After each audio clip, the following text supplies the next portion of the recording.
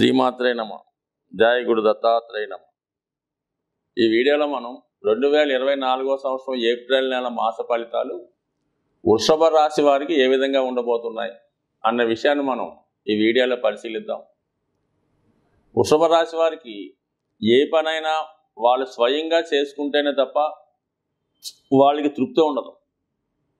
ప్రతి విషయాన్ని కూడా చాలా కొత్తగా ప్రయత్నం చేస్తూ ఉంటారు. వాళ్ళు అనుకున్న కార్యక్రమం కోసం చాలా కాలం ఎదురు చూసన్నా సరే అనుకున్నది సాధించే ప్రయత్నం చేస్తుంటారు. చాలా తొందరగా ఏ విషయాన్ని కూడా నమ్మరు. వాళ్ళకి చాలా పరిశోధించిన తర్వాత కళ్ళతో చూసిన తర్వాత మాత్రమే నిజమని నమ్ముతారు తప్ప మిగతా వాళ్ళగా ఏదో గాలి మాటలు గాలి వార్తలు నమ్మడం ఆ విధంగా చేయకుండా జీవితంలో కష్టపడి పైకి రావాలనే సిద్ధాంతంతోనే చాలా స్లో అండ్ స్టడీగా జీవితంలో రాణించడం జరుగుతూ ఉంటుంది. స్వభావ సిద్ధంగా వీళ్ళకి వ్యవసాయ సంబంధించినటువంటి కార్యక్రమాలు, వడ్డీ వ్యాపారానికి సంబంధించిందంటే బ్యాంకింగ్ రంగం చాలా అనుకూలించే, తొందరగా ధనం సంపాదించాలంటే వీళ్ళు ఈ రెండు రంగాల్లో ప్రవేశిస్తే చాలా స్లో అండ్ స్టడీగా, అందులోనూ వారికి చాలా తొందరగా ధనవంతులయ్యే అవకాశం ఉంటుంది. అయితే వీళ్ళు సంపాదించినటువంటి ధనం చాలా స్టేబుల్గా ఉంటుంది. తొందరపడి పోగొట్టుకోరు, తొందరపడి రాంగ్ ఇన్వెస్ట్మెంట్ చేయరు, దేనికి పడితే దానికి ధనాన్ని కూడా వేస్ట్ చేయరు. ఎంత కష్టపడి సంపాదిస్తారో అంత కష్టపడి జాగ్రత్తగా దాచుకొని దినదినాభివృద్ధి చెందే జాతకుల్లో ఈ వృషభ రాశి వారు ప్రప్రథమంగా ఉంటారు. ఈ రాశికి శుక్రుడు అధిపతి అవడం వల్ల లక్ష్మీ అమ్మవారి ఆశీస్సులు చాలా ఎక్కువగా ఈ రాశి వారికి ఉండడం జరుగుతుంటుంది. అలాగే శివుని యొక్క అనుగ్రహం కూడా ఈ రాశి వారికి ఎక్కువగా ఉండడం వల్ల ఈ రాశివారు కనీసం నెలకొకసారన్నా శివుడికి శుద్ధ జలంతో అభిషేకం చేసుకోవడం, అలాగే అమ్మవారికి ఏ అమ్మవారికైనా సరే కుంకుమతో అర్చించడం వల్ల జీవితంలో ఎటువంటి లోటు రాకుండా అన్ని సమస్యలు తొందరగా పరిష్కారం అయ్యే అవకాశం ఉంటుంది. ఇక ఈ నెల ఫలితాలు మనం పరిశీలించినప్పుడు 3 గ్రహాలు దశమ స్థానంలోను, ఒక 3 గ్రహాలు లాభస్థానంలోనూ సంచరించడం జరుగుతూ ఉంది. ముఖ్యంగా 11వ స్థానంలోకి శుక్రుడు ప్రవేశించడం అన్నది ఈ రాశి వారికి చాలా అనుకూలమైనది.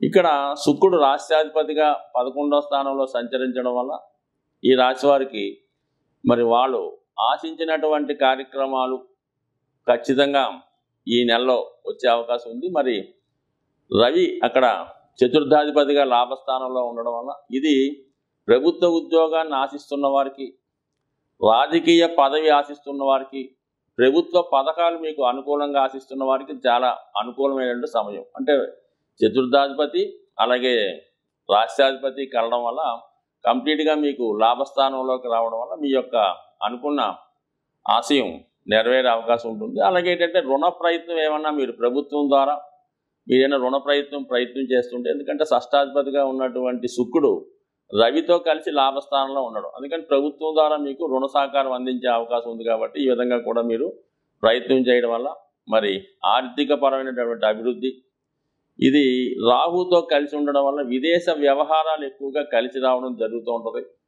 సో ఒక విధంగా చతుర్థ స్థానాధిపతిగా ఉన్నటువంటి ఈ సూర్యుడు లాభస్థానంలో సంచరిస్తూ షష్టాధిపతి మరియు రాహుతో కలిసి ఉండడం వల్ల మరి మీ బంధువుల్లో ముఖ్యంగా రవి తండ్రి కారకుడు అవుతుంటాడు, చతుర్థ భావం తల్లికి కారకత్వం అవుతుంటాడు. సో ఏదో కారణం వల్ల మరి తల్లి గారికి కానీ తండ్రి గారికి కానీ లేదా మీ కుటుంబంలో ఒకరికి అనుకోకుండా ఏదన్నా అనారోగ్య సమస్య రావడం కానీ, లేదా వాళ్ళు దీర్ఘకాలికంగా ఏదన్నా అనారోగ్యంతో ఇబ్బంది పడుతుంటే తప్పని పరిస్థితుల్లో ఎమర్జెన్సీగా వాళ్ళని వైద్యం చేయించవలసి రావడం కానీ జరిగే అవకాశం ఉంది. అటువంటి కొద్దిగా ఈ విషయంలో మరి ఎవరన్నా పెద్దవారైనటువంటి వాళ్ళు కొద్దిగా అనారోగ్య సమస్యలతో బాధపడుతుంటే మీ కుటుంబంలో ఈ నెలలో తగు విధమైనటువంటి జాగ్రత్త ఖచ్చితంగా తీసుకోవడం మంచిది. సో ఇక మీకు యాస్టీజ్గా బుధుడు ఇంచుమించుగా మనకి ఏప్రిల్ నెల 10వ తారీఖు వరకు వ్యయస్థాన సంచారం వల్ల ఏదైనా పెట్టుబడి పెట్టే కార్యక్రమాలు అంటే నూతన వ్యాపార ప్రారంభానికి కానీ వ్యాపారాన్ని అభివృద్ధి నిమిత్తం ఏదైనా ఇన్వెస్ట్ అయ్యే అవకాశాలు ఉన్నాయి. అలాగే పంచమ స్థానాధిపతి వ్యయ సంచారం వల్ల విద్యార్థులు అంటే మీ యొక్క సంతానం యొక్క విద్య కొరకు ఎక్కువగా కాన్సన్ట్రేట్ చేసి దాని మీద మంచి నిర్ణయం తీసుకొని వారి ఉన్నత విద్యకు ఒక మంచి ఇన్స్టిట్యూట్లో సీటు సంపాదించడం, అలాగే దాని కొరకు కొంత ధనాన్ని కూడా మీరు ఇన్వెస్ట్ చేయడం కానీ, పక్కన పెట్టడం కానీ, ఫీజు రూపంలో కట్టడం కానీ జరిగే అవకాశం ఉంది. బట్ ఏదన్నా అంటే మీ పిల్లల యొక్క చదువు కోసం ముందు జాగ్రత్తగా కొంత ధనాన్ని మీరు మరి సేవింగ్ చేయడం జరుగుతూ ఉంది ఈ మాసంలో. మొత్తం మీద వ్యయ స్థానంలో 2 శుభగ్రహ సంచారాలు గురువుతో కలిసి ఉండడం వల్ల కంపల్సరిగా మీ సంతానం ఎవరైతే ఉన్నారో వాళ్ళు మంచి ర్యాంకుతో మరి ఈ సంవత్సరం విజయం సాధించడం జరుగుతుంది. అలాగే వాళ్ళకి మంచి కాలేజీలో సీటు కూడా దొరికే అవకాశం ఉంది. కాబట్టి ఈ విషయంలో మీరు చాలా గర్వపడే సూచనలు ఉన్నాయి. మరి ఈ విధంగా అంటే ధనం విషయంలో మాత్రం వాళ్ళ కొరకు ఒక మంచి కాలేజీలో చేర్పించడం వల్ల దేని కొరకు కానీ ఎక్కువగా ధనం వెచ్చిస్తారు. ఎందుకంటే లాభాధిపతి గురువు 12, ధనాధిపతి బుధుడు 12, ఈ రెండు కలిపి మీకు విద్యా సంబంధించిన విషయాల మీద మంచి కార్యక్రమం పెట్టుబడి పెట్టడం జరుగుతుంటుంది. కొంతమంది షేర్ మార్కెట్లో పెట్టచ్చు, కొంతమంది ఏదైనా గోల్డ్ ఆభరణాలు కొనే అవకాశం ఉంది. కాబట్టి ఆ విధంగా కూడా ఏదైనా మంచి జరిగే అవకాశం ఉంది. కొన్ని శుభకార్యాల నిమిత్తం కూడా ఆర్థికపరమైన ఖర్చు ఉంది. ఇది రుణం కూడా మీకు ఎక్కువ దొరుకుతుంది. అలాగే దాన్ని సద్వినియోగపరచడం కూడా జరుగుతుంది. అయితే ముఖ్యంగా వృత్తి స్థానం అయినటువంటి దశమ స్థానంలో ఈ కుజ శనిల కలయిక మాత్రం వృత్తిలో కొంత అనుకోని చికాకులు, ఇబ్బందులు వచ్చే అవకాశం ఉంది. వృత్తి ఏదో విధంగా మారుద్దామనే ఆలోచన కానీ, వృత్తిపరంగా కొన్ని చికాకులు ఎదుర్కోవడం కానీ జరుగుతూ ఉంటుంది. సాధారణంగా వ్యయాధిపతిగా ఉన్నటువంటి కుజుడు అంటే ఏ గ్రహమైనా వ్యయాధిపతిగా ఉంటూ దశమ స్థానంలో సంచరించినప్పుడు అది ప్రభుత్వ ఉద్యోగులు అయితే ట్రాన్స్ఫర్ లాంటివి రావడం జరుగుతుంటుంది. అది వ్యాపారులు అయితే వ్యాపారాన్ని కంప్లీట్గా మార్చి కొత్త వ్యాపారాన్ని స్టార్ట్ చేయడం కానీ, ఉన్నదాన్ని కొన్ని మార్పులు చేర్పులు చేయడం కానీ జరుగుతూ ఉంటుంది. అంటే ఇంకా 2 శత్రుగ్రహాలు దశమ స్థానంలో సంచరించడం వల్ల కంపల్సరీగా మీకు వృత్తిపరమైనటువంటి చికాకులు ఎదుర్కోవడం జరుగుతుంది. అయితే ఇది వ్యవసాయ రంగంలో ఉన్న వాళ్ళకి, రియల్ ఎస్టేట్ రంగంలో ఉన్న వాళ్ళకి, అంటే భూములు సంబంధించిన వ్యవహారాల్లో ఉన్న వాళ్ళకి ఖచ్చితమైనటువంటి అభివృద్ధి రావడం జరుగుతుంటుంది. అలాగే పోలీస్ డిపార్ట్మెంట్ సంబంధించిన శాఖల వారికి, అలాగే అందులో ఉద్యోగ ప్రయత్నాలు చేస్తున్న వారికి అనుకున్న ఫలితాలు వచ్చే అవకాశం ఉంది. ఈ పక్షంలో ముఖ్యంగా వస్తున్నటువంటి పర్వదినం మహాశివరాత్రి. అది మనకి మార్చి 8వ తారీఖున రావడం జరుగుతుంటుంది. శివరాత్రి రోజున ఖచ్చితంగా ఏ రాశి వారైనా సరే శివానుగ్రహం కోసం ఆ రోజు ఖచ్చితంగా ఏదో ఒక శివాలయాన్ని దర్శించి అభిషేకం చేసేటటువంటి మనకి అంత అవకాశం దొరకకపోయినా కనీసం శివుణ్ణి కళ్ళారా దర్శించడం వల్ల, లేదు బయట ఉన్నటువంటి శివలింగాన్ని అవసరమైతే కొద్దిగా అభిషేకం సొంతంగా చేసుకోవడం వల్ల నవగ్రహాల యొక్క అనుగ్రహానికి పాత్రలు అవడం జరుగుతుంటుంది. ముఖ్యంగా ఈ మనం ప్రతి వీడియోలో కూడా మాస శివరాత్రి ఈ శివుడికి అభిషేకం చేసుకోమని చెప్తూ ఉంటాం. అంటే మాస శివరాత్రి ఒక్కరోజు శివుడికి అభిషేకం చేసుకుంటే మొత్తం ఆ నెలంతా కూడా శివుడికి అభిషేకం చేసినట్టుగా మీ ఖాతాలో రాయడం జరుగుతుంది.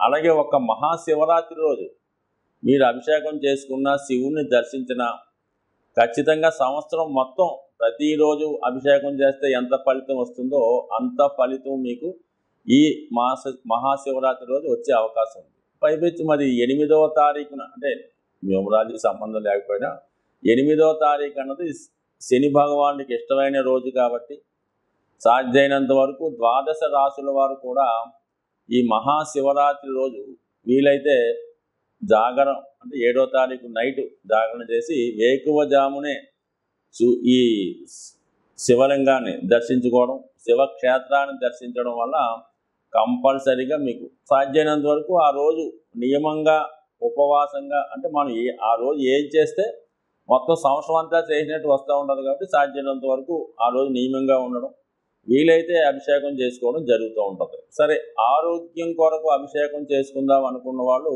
ఆవు పాలు, ఆవు పెరుగు, ఆవు మజ్జిగతో చేసుకోవడం వల్ల ఆరోగ్యం వస్తుంది. ఐశ్వర్యం కోసం ఎవరైతే అభిషేకం చేద్దాం అనుకున్నారో వాళ్ళు చెరుకు రసంతో కానీ, పంచదారతో కానీ అభిషేకం చేయడం వల్ల ఐశ్వర్యం వచ్చే అవకాశం ఉన్నది.